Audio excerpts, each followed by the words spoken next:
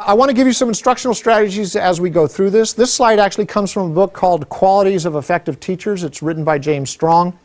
In his book, he suggests that passion and a sense of urgency and relentlessness are absolutely essential in instruction today. And if you think about those 3 points, passion, let me ask you a question. Why are you here today? Are you here for the money? No, no. You guys are all here collectively for one reason, and that is you all have a passion to bring students along in their education, don't you? And you need to remember that because guess what?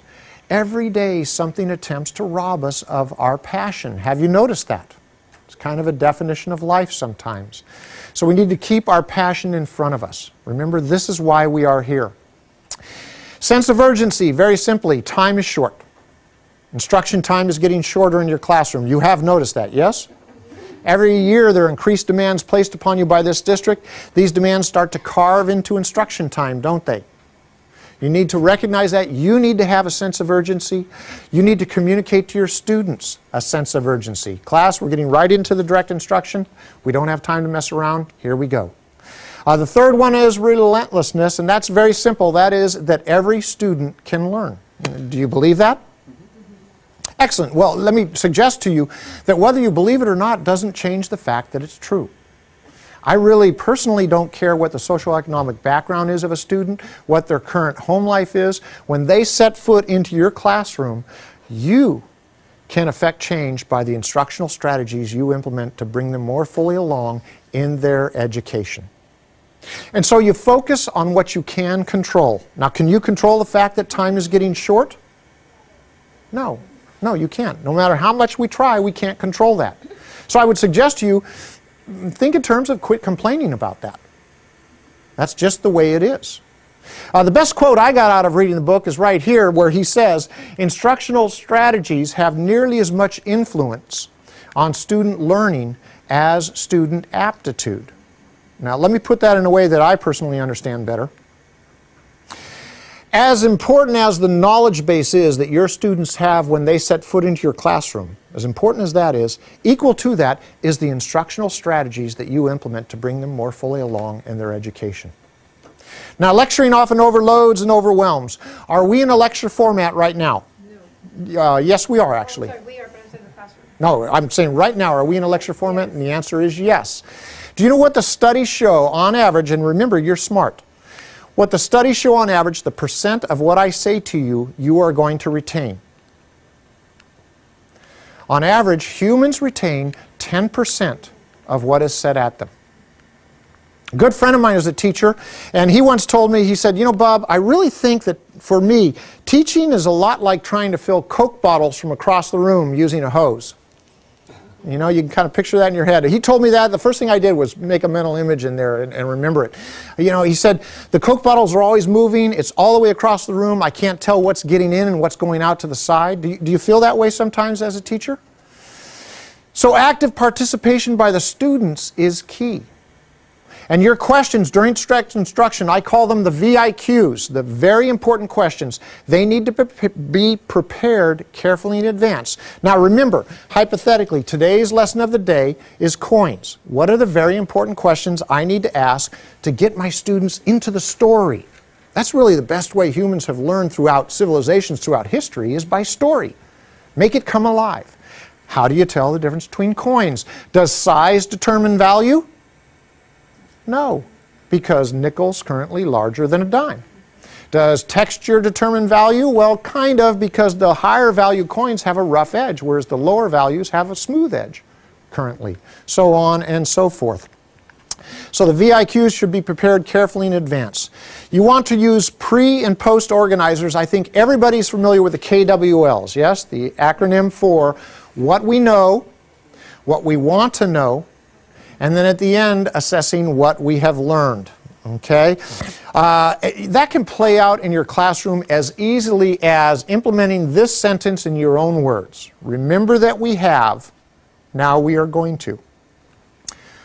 If I were to say, class, remember in the past we've dealt with subtraction. And I know you all know subtraction. You've demonstrated to me that you understand it. Today we're going to look at division, but guess what? Subtraction is a major component of division, so you already know a major part of this. Now let's get into it because time is short. Now you want frequent reviews and checks while you're doing your direct instruction. Now what are you doing as a teaching professional when you solicit frequent reviews and checks from your classroom? What are you doing? Exactly, you are checking for understanding. Let me put it to you in another way. Actually, what you're doing, you are assessing how good a job you are doing in your profession today, because it is your ultimate responsibility. You are assessing how good your aim is in filling the Coke bottles from across the room, right? Now, you're going to remember what percent of what I say today? 10%. Okay.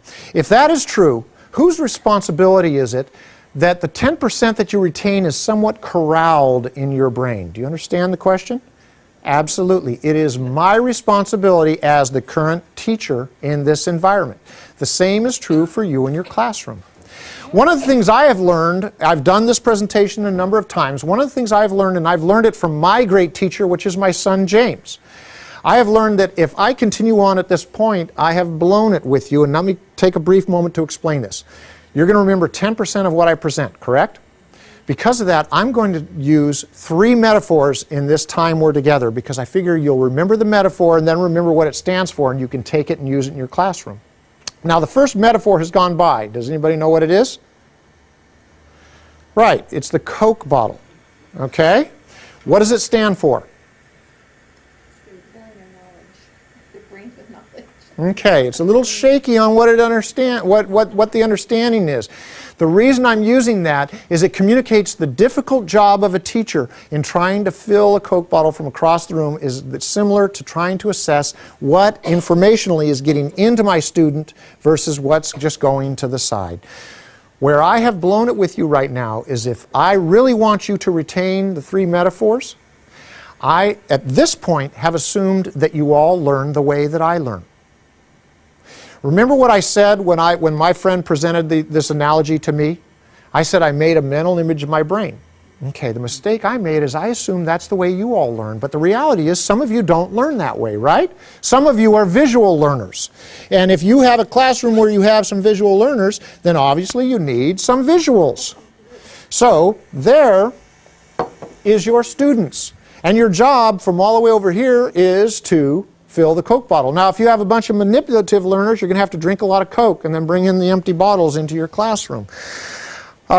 So, during direct instruction, you want frequent reviews and checks to assess how good my aim is in filling the Coke bottle today. And it's different every day, and you have different Coke bottles every year, right? You want explicit instruction. Modeling is foundational. And when I say modeling, I would like you to think in terms of an amplifier for your brain. Think out loud, share your strategy, show them how you do it. If I have a problem on the board, 12 times 6, okay, and I was in my classroom, I'd say, okay, here's what I do. 6 times 2, well, that's 12 again. I need to add a 0 here. 6 times 1, that's easy peasy. That's 6. Now I'm going to do addition, so I put the plus sign, so on and so forth. Show them how you do it. Verbalize the steps.